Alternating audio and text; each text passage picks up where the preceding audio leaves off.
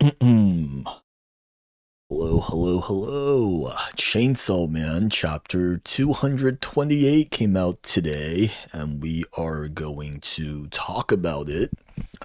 So, the chapter opens with Denji using the chain from one of his severed arms to pull himself away from Ryoru, who chases him on her chainsaw motorcycle, which is one of the goofier panels I've seen. But while they're doing that, Yoru cuts a poor guy in half who already lost his leg, and now he lost his everything below his chest, basically, or even like half of his chest. But because the Death Devil is now not here anymore, this guy is still alive, which you could argue that he might be better off not being that. But anyways, Denji hits a wall, he needs blood, and he throws up a pigeon like devil, some kind of a bird devil, to which Yoru responds by swerving to not hit the bird, because she is reminded of Bucky when Asa crushed him with her body.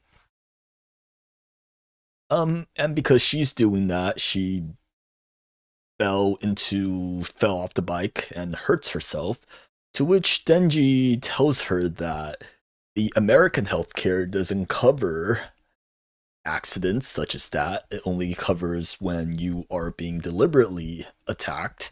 So very similar to the loophole he used against Makima's contract. So this is another instance of Denji being smart, but it's also him using his past experience to apply it to this situation. And then Yoru is on the ground, she's hitting the Yamcha pose. Asa asked her why she swerved to not hit the bird, and Yoru responded by saying that because Asa doesn't like it when birds are killed. And that ends the chapter. So this is reaffirming that Yoru does have some positive feelings for Asa, and perhaps hinting at a path to coexistence with the two of them in one body. But some closing questions for the chapter. So we I guess the main question is how much does Yoru care about Asa and how much she take her wants and needs into account. But another question I do have is whether if it's like how much Asa values human lives and the lives of like birds and other animals. Because Yoru have the deepest access to Asa's emotions and memories and whatnot. So in a way, she should know Asa perhaps even better than she knows herself. So could this be maybe implying that Asa doesn't care that much about humans as opposed to birds? Because when Asa protested about Yoru killing people indiscriminately before, Yoru didn't really care at all. Whereas now she does take her feelings into account, so one has to wonder how much does Asa maybe like how much her level of care for other human beings matter into this equation. And finally, the biggest question I have is what the heck did Denji throw up, right? Because he throws up what Asa and Yoru calls a dove, and that does kind of look like a pigeon. But last chapter, which we also talked about birds, when Denji fell, he landed into like a group of pigeons. So the concept of doves at this point still exists. And between here and this chapter, we didn't really see Denji eat anything. So the idea of pigeons, doves should still be around. So I'm not really sure what Denji threw up here. Maybe it's like a different species of bird. I'm not a bird expert, not a bird lawyer. I'm not really sure what is different about that. But I think the answer that makes the most sense is that Denji threw up some kind of bird, which reminds Yoru Asa of Bucky. Um, but yes, that's we talked a lot about birds last chapter, and I guess that's how this is coming into play because birds, chickens have represented Asa's guilt for the earlier parts of part 2. So, yeah, that's about it for the chapter. Another pretty short chapter. And we do have a break next week as well. So, let's see some of the chat. Yo, this chapter showed that Yoru is not as in control as she thought. Do you think this dove Denji threw up was the dove devil? Doves represent hope and peace, where the dove could be the death devil's bird form. Well, first of all, I don't necessarily think the death devil has a non-human form, because the other horseman devils, they're all humans, whereas Yoru herself came in the form of an owl because she has like more violent feelings towards humans as opposed to her sisters who have positive feelings towards humanity. Because the Death Devil, she do like human culture, she has human friends, and Makima was similar as well in that she do like movies, she like food, she does value relationships, maybe not necessarily human relationships, but she do like humans. So I do think that Yoru was the only one that didn't come with a human form. She's the only one that is a bird, whereas everyone else do have a human resembling form. When Asa is in control, she shows Yoru's weakness. When Yoru's in control, she has Asa's weakness, her sympathy for seeing animals getting hurt. Yeah, I suppose that's true. Although I don't remember another instance of Yoru feeling like empathy for animals. I'll have to reread some of the earlier chapters. Well, I do think the Asa's lack of care towards humans is a bit interesting. Or Yoru's lack of care, we're not sure like how Asa feels about that. And in a lot of way, that's similar to how like Denji sees other people, right? He like earlier in part 2, when Denji first showed up, he neglected to save like a car full of old people and like another student to save a cat. So I guess in a way, this could be like another signifier of like similarities between Denji and Yoru and Asa, in that they might value the lives of animals more than they do other people. This chapter felt really weird. Why do you think Asa at the end was kind of judging Yoru? It didn't feel like Asa.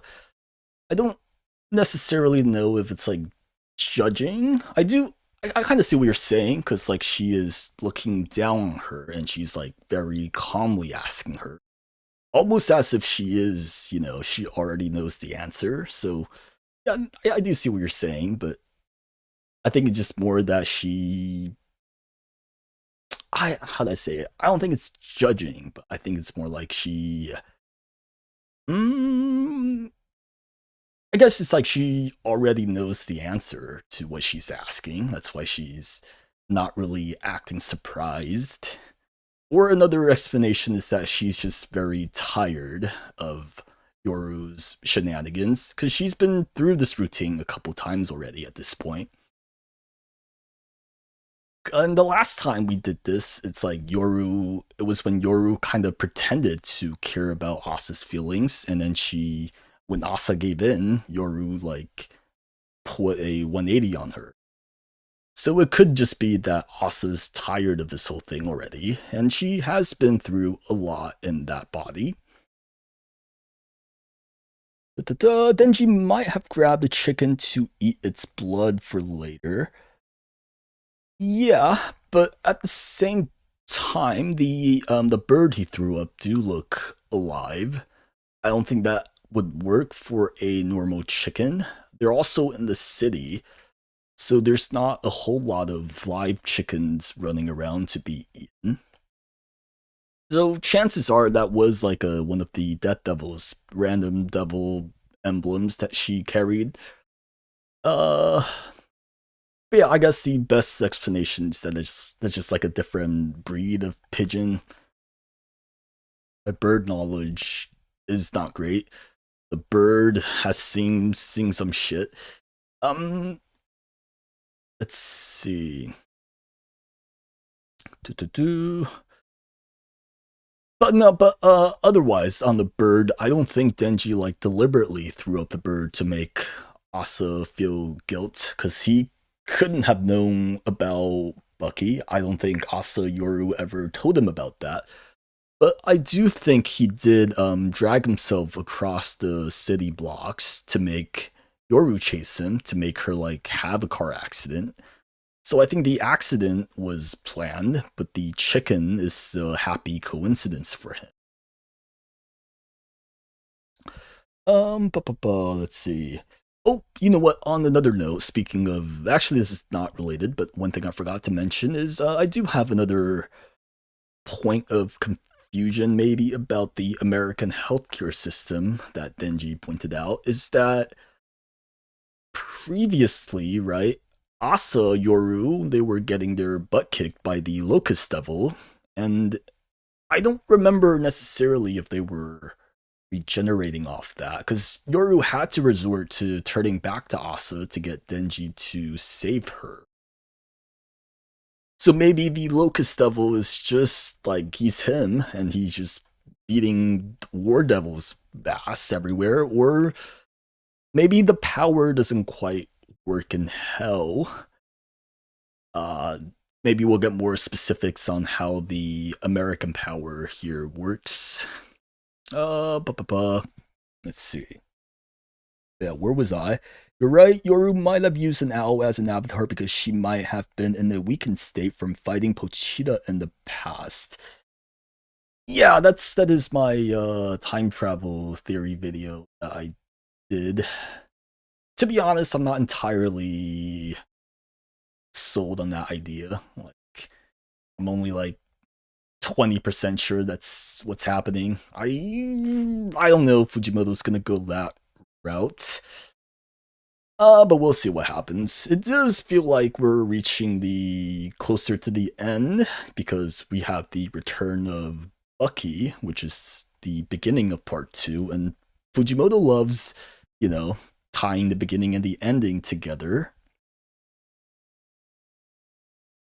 Let's see, what do you expect for the next chapter, and what do you think about how the story is going right now?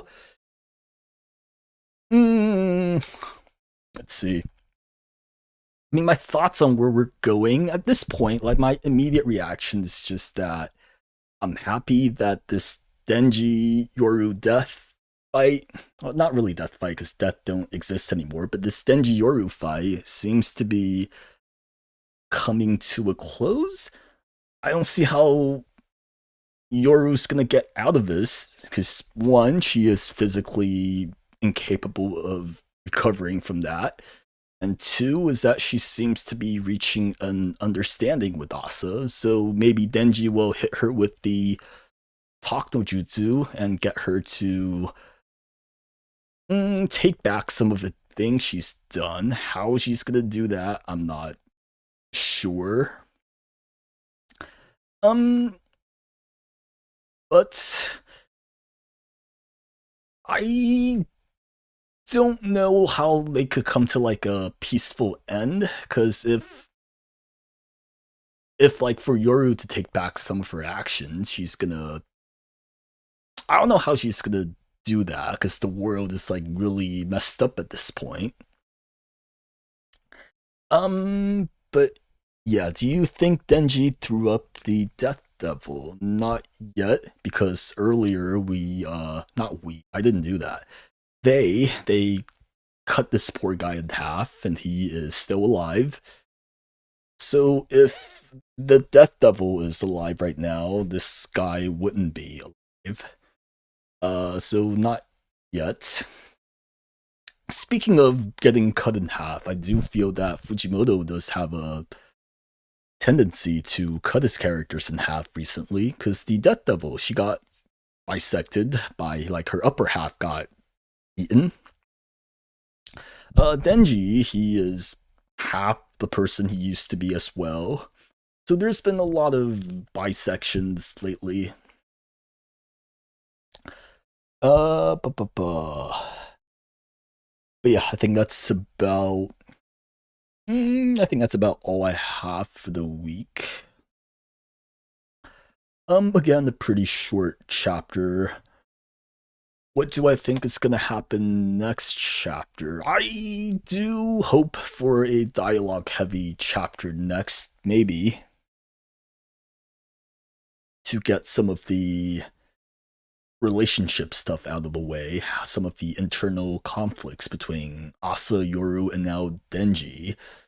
But yeah, otherwise, that's about all I have for today. There is a break next week, so next chapters is that's gonna come on the 17th, I believe. What do you think about part 2 as a whole? I do think it's a lot less organized than part 1. I'm thinking this is something I kind of want to elaborate more in, like, a video form, comparing part 1 and part 2. I did have, like, a script written for while part 2 was going. Like, I did have a script written around when chapter 100, like, 50-ish was coming out, because that's when I do feel the series went a little bit off the rails. But yeah, there's a lot of thoughts on it, but overall, it's I think the main point I'm gonna make in, like, comparing part 1 and part 2 is the lack of focus, and that's I think a lot of that is because, like, Makima, there's no such a figure like Makima in part 2. Because in part 1, a lot of the plot points is like there's the higher presence of Makima, right?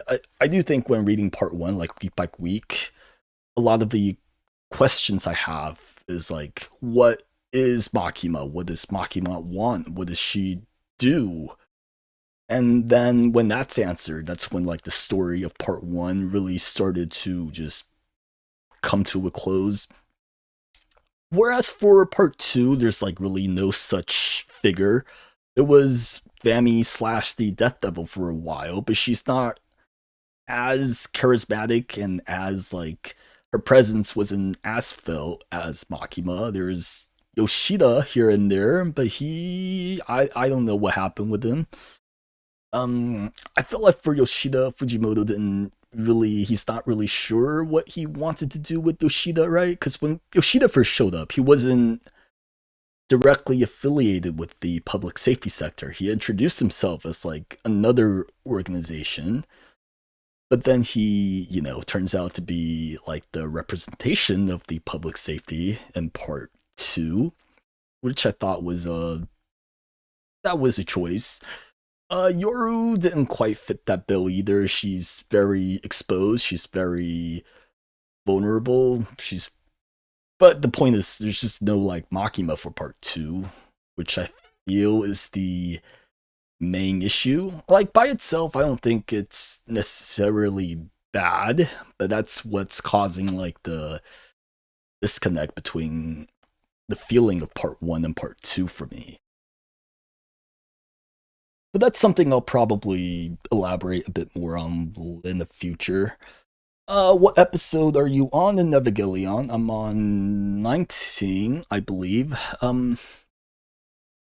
So I do for next week. I'm hoping to, instead of do my usual Tuesday stream for Chainsaw Man chapters, I do hope to do a Evangelion review stream if I could, because that's what I was planning originally for last week, and I didn't get to do that because I didn't finish Evangelion. But now that I am closer and closer, hopefully I can power through in time for next week, and then do a complete review of that.